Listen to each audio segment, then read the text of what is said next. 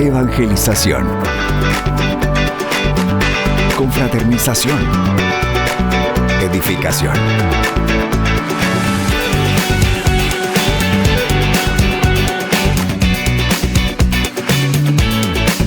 Únete a los que cambian el mundo, una persona a la vez, en La Guía Juvenil.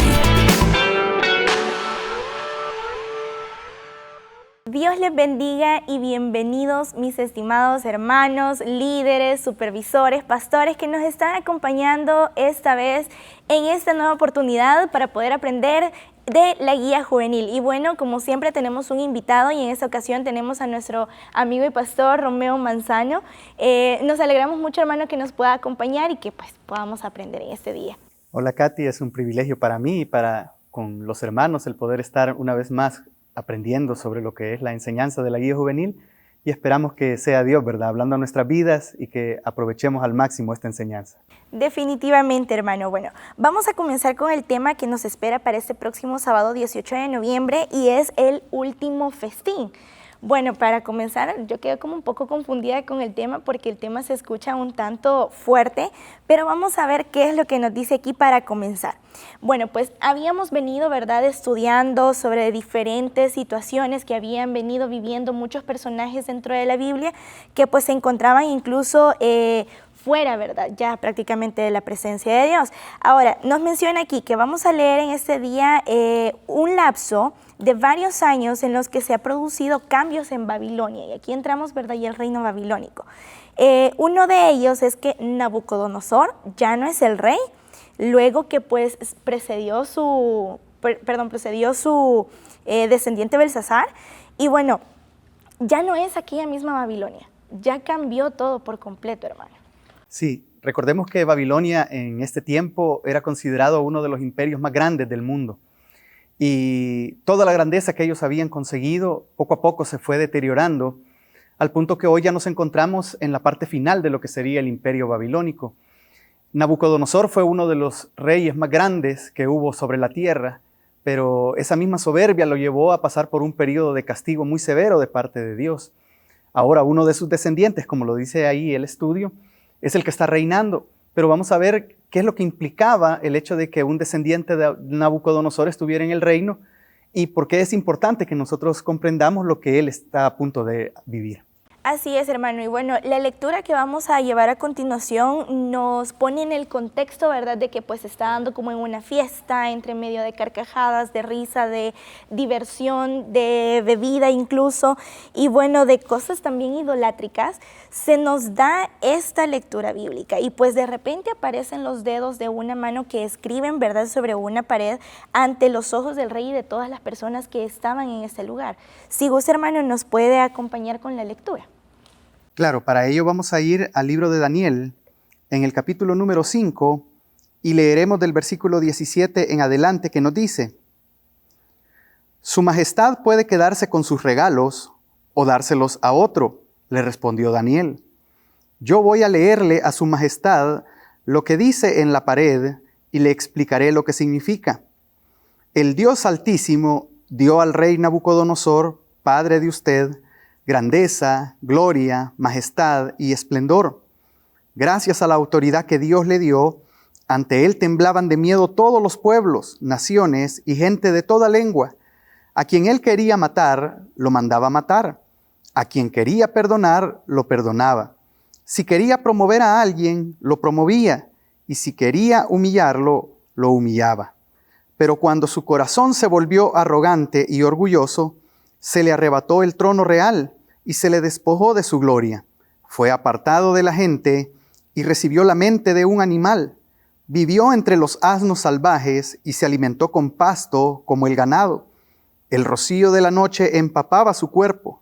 Todo esto le sucedió hasta que reconoció que el Dios Altísimo es el soberano de todos los reinos del mundo y que se los entrega a quien Él quiere.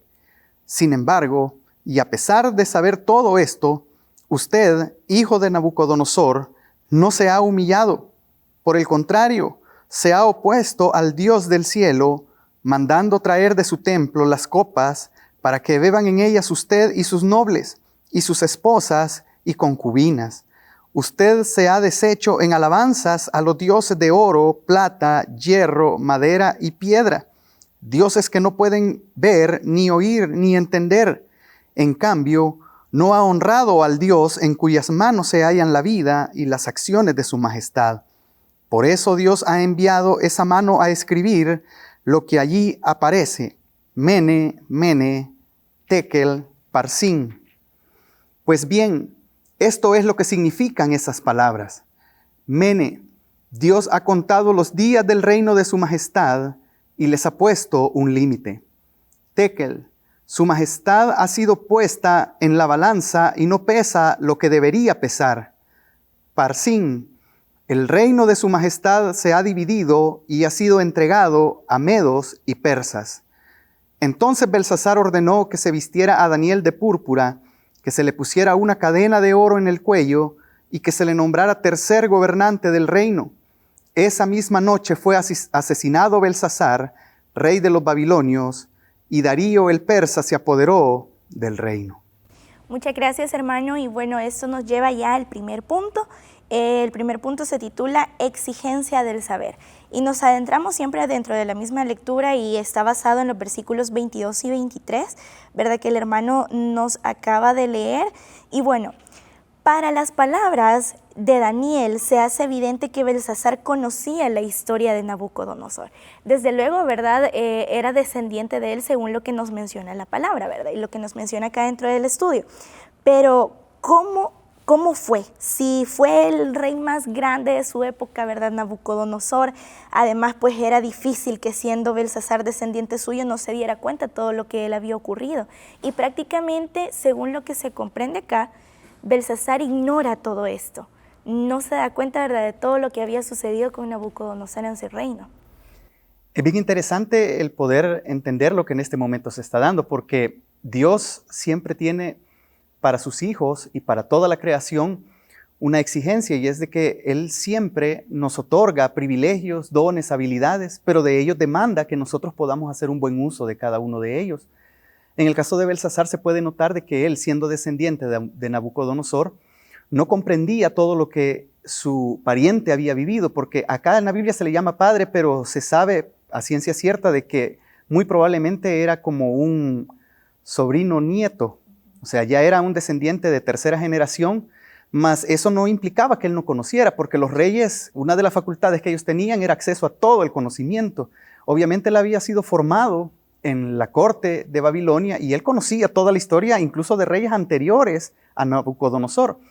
Entonces, pareciera que no es tanto una ignorancia en el término de que él no sabía, sino que ya es una ignorancia activa. O sea, él conocía, pero no le importaba, lo cual es todavía peor, porque en el Evangelio de Lucas, Jesús habla una parábola sobre el siervo infiel. Y él menciona ahí, ¿verdad?, de que aquel siervo que conociendo la voluntad de su Señor y no la hace, va a recibir mucho castigo. Pero también el Señor dice que aún no conociendo la voluntad de Dios, eso no es excusa para que nosotros no sepamos lo que tenemos que hacer. Porque Dios habla a través de muchas formas, a través de la naturaleza, a través del ejemplo de otras personas. Y en este caso, Belsasar conocía lo que había sucedido anteriormente en el reino de quien sería, como lo dice la Biblia, su padre, ¿verdad? Pero está hablando más que todo de una ascendencia de sangre. Entonces, si él conocía esto, ¿cómo es posible que él esté repitiendo exactamente o incluso peor las cosas que su progenitor o su descendiente, su pariente, ya había hecho? No es concebible. Entonces, eso lo único que nos enseña es que él lo está haciendo con pleno conocimiento y que no le importa, ¿verdad?, el conocer la voluntad de Dios, mucho menos obedecer. Claro, y bueno, acá también se nos menciona de que pues Daniel vino e interpeló a Belsasar, ¿verdad?, delante de todos los que estaban presentes, por haber actuado, como usted menciona, de forma contraria a lo que ya había venido conociendo en el caso, ¿verdad?, de su pariente Nabucodonosor. Sin embargo, ¿verdad?, es un claro indicio de que Dios espera que tomemos las decisiones correctas. Es decir, ¿verdad?, como dicen por ahí un dicho bien salvadoreño de que pues quien no conoce su historia está condenado a repetirla, pero en el caso de Belsasar fue lo contrario, conocía su historia y aún así la repitió. Bueno. Hay algo bien interesante ahí, Katy, perdón que te interrumpa, y es el hecho de que creo que todos los jóvenes debemos de comprender lo que el verdadero significado de un profeta es, porque aquí estamos viendo el ejemplo muy claro de un profeta.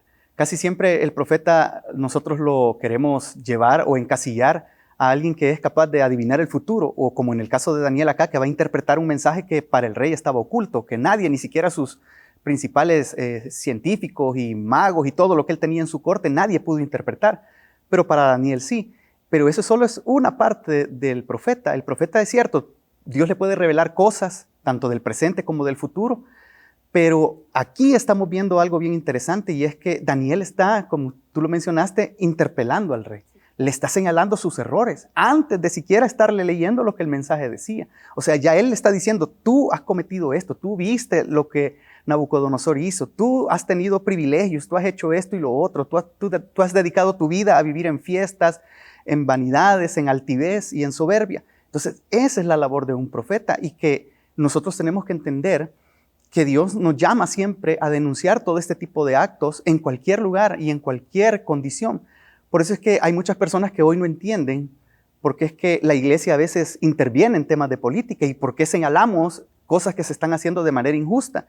Pero es por esto, porque exactamente eso hacían los profetas. Daniel es uno de los que más tuvo que intervenir en muchos reinos. Hubieron muchos reinos en Babilonia, y luego, como vamos a ver, vienen los persas, y con cada uno de ellos él tuvo que intervenir y tenía que decirle las verdades, aun y cuando a ellos no les pareciera. Entonces esto me parece que también es muy importante de rescatarlo, y que la juventud, ¿verdad?, lo sepa entender, de que un profeta no es un adivino, sino más bien es alguien que ve la realidad del momento donde se encuentra y tiene que ser capaz de defender a la palabra de Dios y su justicia, aún a costa de que eso le represente, ¿verdad?, escarnio de parte de las autoridades. Claro, y desde luego, ¿verdad, hermano? También recalcar de que pues es parte de un deber cristiano. Correcto. No solamente, ¿verdad?, aquellas personas que tengan como ese don, ¿verdad?, de como en el caso de Daniel, que era un profeta, sino de que es deber de todos nosotros. Así tanto es. como jóvenes, como líderes, como supervisores, como usted menciona, ¿verdad?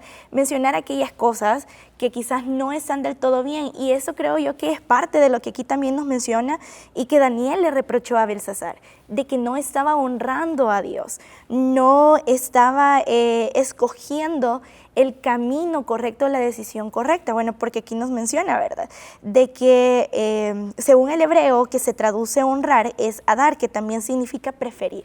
Es decir, no estaba prefiriendo lo que Dios tenía para ellos.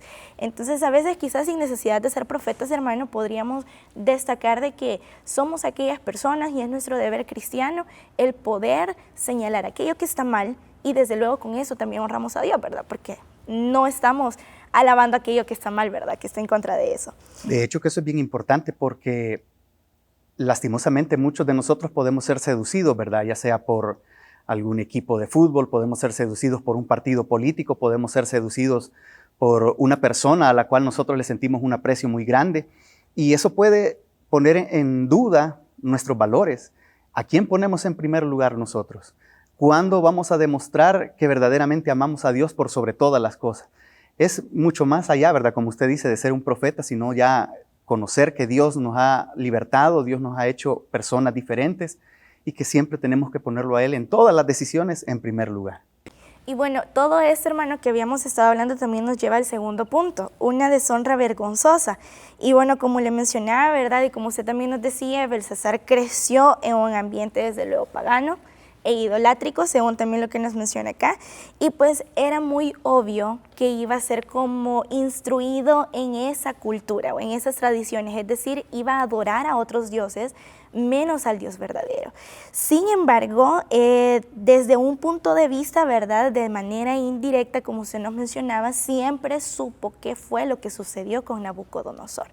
Y bueno, en este caso, como usted nos decía también anteriormente, Belsasar mejor decidió ignorar eso. Entonces, esto nos lleva prácticamente al punto de deshonra vergonzosa, y eso está alojado en el versículo 23, ya en la parte final, y es lo que nos mencionaba también acá, de que pues Belsasar decidió no honrar o no preferir al único Dios verdadero.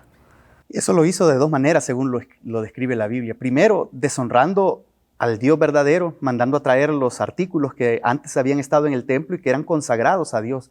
Pero él los ocupó para su fiesta, para beber el vino y para dedicarlo a sus dioses, ¿verdad? Que es la segunda parte que también Daniel le reprocha, en donde le dice de que él se ha dedicado a adorar dioses de oro, de madera, de hierro y cualquier otro tipo de material, pero que son dioses que no existen, que son dioses no verdaderos. Entonces, ¿cómo es posible que él esté dedicando su vida a adorar dioses que no existen, que nunca han mostrado su poder, y se ha olvidado del único Dios que sí se ha manifestado y que fue capaz de humillar a su familiar y de nuevo volverlo a restaurar? Después de 7 años, ese periodo que Nabucodonosor estuvo como un animal viviendo, comiendo prácticamente monte, ¿verdad?, en la calle, pero a los 7 años fue restituido, y fue porque así Dios lo estableció. Entonces, todo eso él lo tuvo que haber entendido, pero lastimosamente no fue así.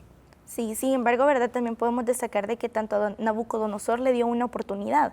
Y bueno, después de que él se dio cuenta de todos los errores que había cometido, es a Dios a donde viene y lo restaura. Entonces, de la misma manera, Belsasar, durante todo su reino, por lo que podemos ver, Dios le había venido dando oportunidades. Sin embargo, también decidió reprocharlas. Y bueno, también nos mencionaba en la lectura de que pues esa misma noche Belsasar fue asesinado a manos del reino enemigo. Y eso nos lleva también al tercer punto, la sentencia descifrada. Ya en los versículos 24 y 28, pues es aquí a donde, después de confrontar Daniel a Belsasar y decirle todas las situaciones en las que estaba mal, en las que estaba equivocado, después de leerle a Daniel lo que significaba cada una de las palabras escritas, ¿verdad?, por esa mano en la pared, nos menciona 3 palabras bien importantes, que quizás las podemos ver a simple vista algo insignificantes, pero su significado es muy profundo. Y las palabras fueron contar, pensar y dividir. ¿Cuál fue esa profundidad? Bueno, aquí claramente ya está la sentencia de Dios. Y creo que usted tocó un punto bien importante, o tocaste un punto bien importante, y es el hecho de que a Nabucodonosor se le dio la oportunidad, pero probablemente porque Nabucodonosor no conocía a profundidad quién era este Dios. Recordemos que él fue el que llevó cautivo a parte del pueblo de Israel a Babilonia. Mas, sin embargo, en el caso de Belsasar, él sí ya conocía, porque tenía el antecedente. Y aquí una vez más se cumple la ley de Dios. Al que más se le da o el que más conocimiento tiene, más se le va a demandar. Es por eso que a él ya no se le está dando una oportunidad en el momento de la sentencia, sino que prácticamente se le dice lo que va a acontecer. Y se le dice que su reino ha sido contado en el término de tiempo y que prácticamente ya se le delimitó el momento en que va a finalizar. Se le dice que él como rey ha sido pesado y ha sido hallado falto, no ha dado la medida como rey, y que ahí prácticamente está finalizando, ¿verdad?, lo que sería el reino de Babilonia. Y así fue. La misma Biblia, como usted lo leyó, menciona de que él fue asesinado y el reino fue tomado por lo que son los persas. Entonces, es muy, muy serio el que nosotros comprendamos de que Dios a cada uno de nosotros nos demanda de parte de Él todo aquello que nosotros hemos recibido, todo el conocimiento que hemos aprendido de su palabra. Y en este sentido, pues, incluso para los amigos es bien importante que ellos no se puedan excusar diciendo, no, pero es que yo nunca he ido a una iglesia o yo nunca he escuchado una predicación. Todo, incluso la misma Biblia dice que la naturaleza nos da testimonio del poder de Dios y que hasta en eso nosotros podemos ver que existe un Dios todopoderoso en el cual nosotros debemos de estar sometidos y conocer su voluntad. Entonces, es bien importante eso para aplicarlo a nuestra vida y para que a través de ello podamos tener la capacidad de reflexionar en lo que estamos haciendo con aquello que Dios nos ha otorgado. Así es, y bueno, siempre, ¿verdad?, recalcar de que Dios es un Dios de oportunidades, y así como se las dio a todos esos reyes que estuvieron en Babilonia, también nos la da a nosotros, pero aún así Dios no nos obliga a tomar esa opción. Es parte, ¿verdad?, de lo que ya uno puede considerar como su propia elección o su propia opinión, y lo que decía en los puntos anteriores, tomar esa decisión correcta. Bien, ya acá finalizando prácticamente el tema de la guía, vamos ya a la parte de donde está aplicando.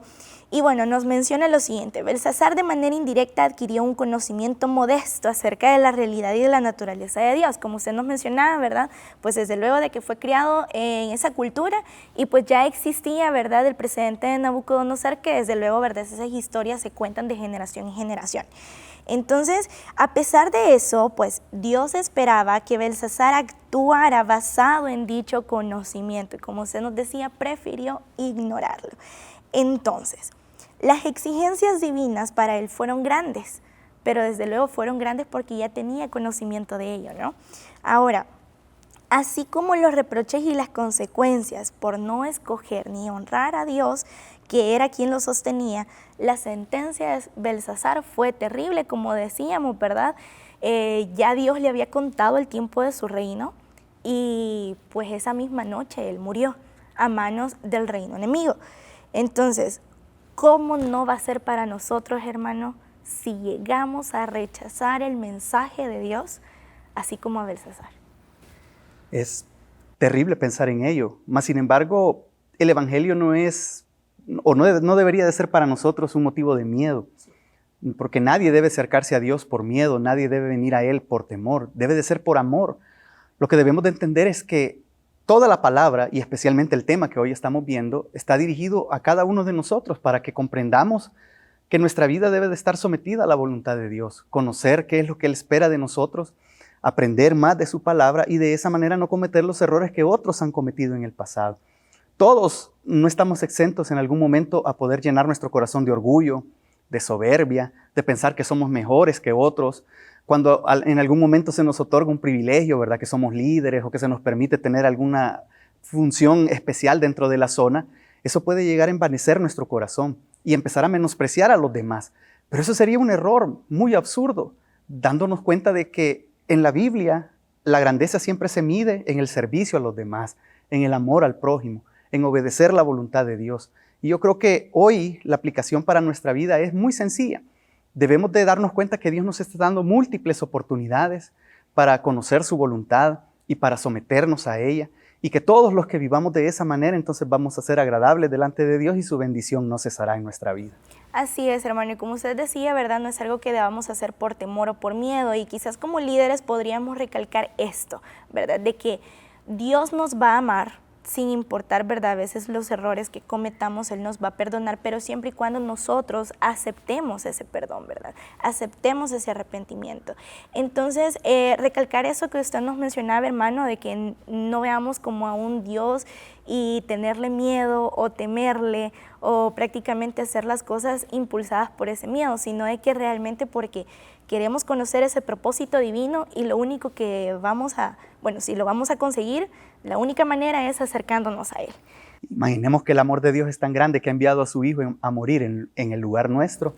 Así es. No podemos esperar otra muestra de amor tan grande como la que Jesús ha tenido por nosotros. Así que acerquémonos a Él con confianza y Él va a tener cuidado de nosotros. Bueno, hermano, muchísimas gracias por habernos acompañado y habernos instruido en ese tema tan interesante y tan importante, ¿verdad?, para nosotros como jóvenes e incluso para cada líder, ¿verdad?, y cada supervisor, cada representante de jóvenes. Y bueno, hermano, una noticia sumamente buena que a mí me llena el corazón, la verdad, son de las cosas que más amo de esta iglesia. Y es de que pues el 24 de noviembre tenemos vigilia juvenil con el tema pasión. Y bueno, pasión ¿por qué? Pasión por la palabra, pasión por compartir nuestra fe. Y bueno, ese es nuestro próximo evento. ¿Qué le parece, hermano, si nos despedimos invitando a cada joven y a cada representante juvenil para que nos acompañen en esta vigilia? Bueno, es una oportunidad muy especial que el Señor nos va a brindar de poder estar reunidos en esta última vigilia del año 2023. Yo espero que todos los líderes juveniles hagan su parte motivando a sus jóvenes y que puedan traer amigos a esa celebración, a esa fiesta espiritual que vamos a tener, que sería ya prácticamente cierre de año, porque ya solo nos quedaría el último culto juvenil de diciembre. Así que no nos quedemos, vengamos todos las células y hagámonos participantes de esta celebración, donde vamos a aprender a amar más al Señor y su obra. Bueno, hermanos, ahí nos queda la invitación y desde luego, ¿verdad?, siempre recomendarles de que leamos el capítulo completo, de que a pesar que la lectura es un poco larga, nos sirve para poder adentrarnos en ese contexto, ¿verdad?, y comprender un poco más acerca de este tema. Y desde luego, cada versículo, cada cita que nos trae ahí de apoyo. Recuerden, hermanos, de que somos un solo cuerpo y creo que entre todos también estamos para poder ayudarnos. Si hay dudas, pueden preguntarle a su supervisor, ¿verdad?, o al pastor que tengan más cerca. Y bueno, nos quedamos con esa invitación y esperamos verlos en el siguiente episodio de La Guía Juvenil. Que el Señor les bendiga a todos.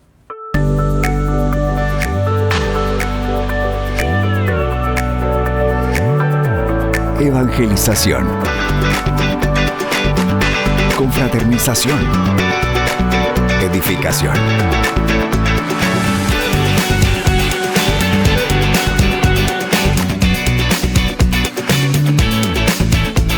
a los que cambian el mundo, una persona a la vez, en La Guía Juvenil.